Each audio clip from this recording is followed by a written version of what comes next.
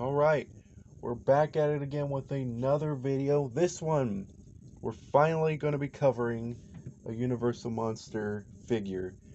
Now this one is honestly definitely really a cool one, and I think it's all just because of the head sculpt. The rest of it is pretty good, but it's because of the head sculpt. And we're looking at the 1933 The Mummy, who was played by Claude Rains, of course.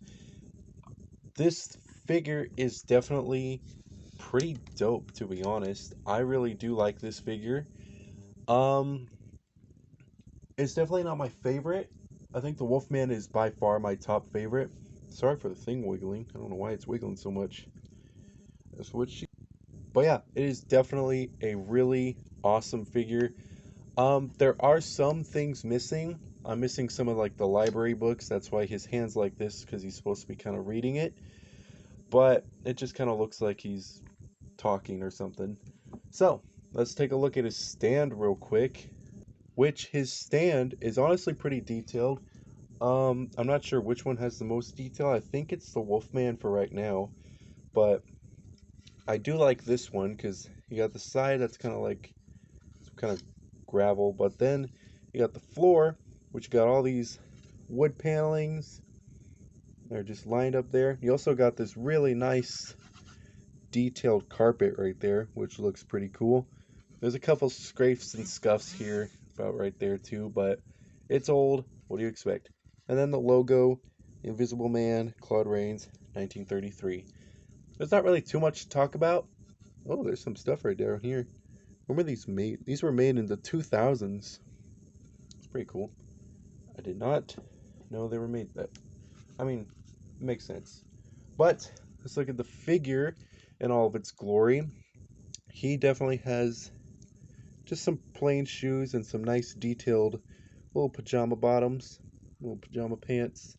He's got his nice little robe that he has on here. It's got a couple pockets. One of them has a little tissue. You got the nice little yellow and blue striped um, patterns on him and his little rope here. He's just got basic white hands, and in this hand he's holding a little cigarette, a little cigar, whatever, cigarette. And he's also has this very nice detailed head sculpt. This is like the best part of the figure is just this head sculpt alone. You can see, if I just kind of bring the light a little bit closer, there are little bobby pins right there, there. They're not really painted, but I don't think they really need to be. The head sculpt is nice. The texture that it looks, the way it looks is really nice. And the glasses are really nice. It's just a really nice figure. And he also comes with an alternate head sculpt, which is this one right here, which is supposed to look like Claude Rains' face, but he's supposed to be invisible.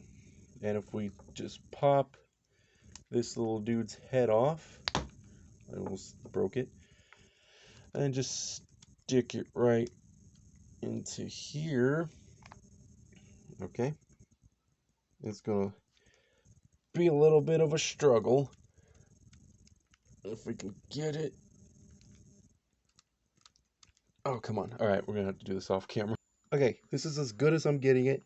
I'm not gonna force it all the way because that was ridiculous. It's not going in, but the head sculpt is very nice. Uh, there's really not too much to say, but it is very nice. The detailing on the hair is nice, and the way it glows is nice. If we kind of put the light up to it, it looks pretty cool. We didn't see anything.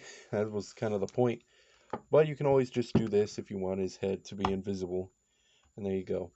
So, just pop this one back on. This one should be easy. Yep, that was a nice little pop. So, there's that.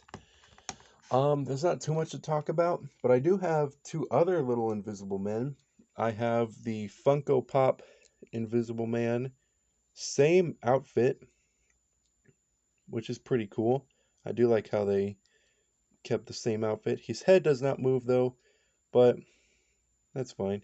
You can kind of put them right next to him. And then the original, when was this made? This was like 1998 Sideshow, and it's the Invisible Man, which is pretty dope to be honest. But all that being said, it's a very nice figure. I do very much like this figure. There again, there's not too much to talk about. It's just a straightforward figure. No really accessories besides the head and the books, but the books really weren't that much.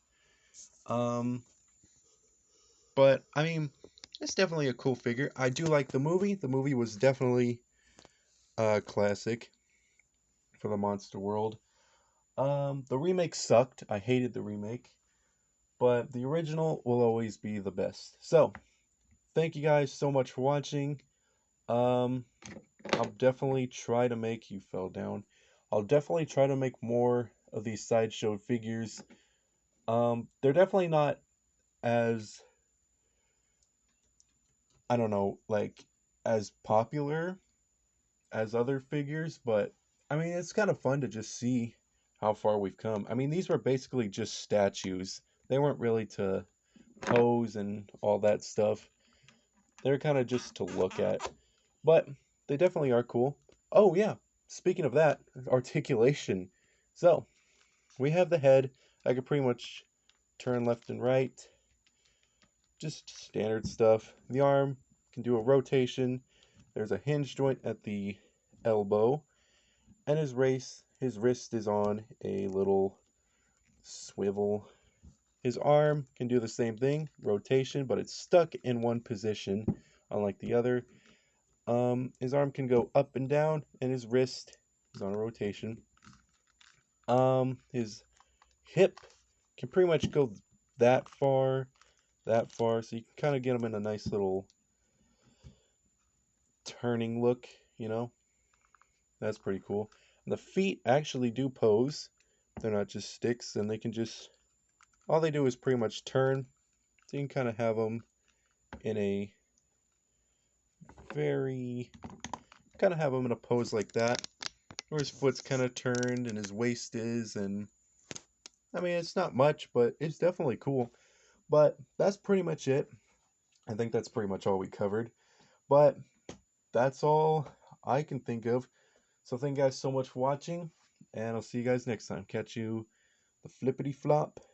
Love you, love your show.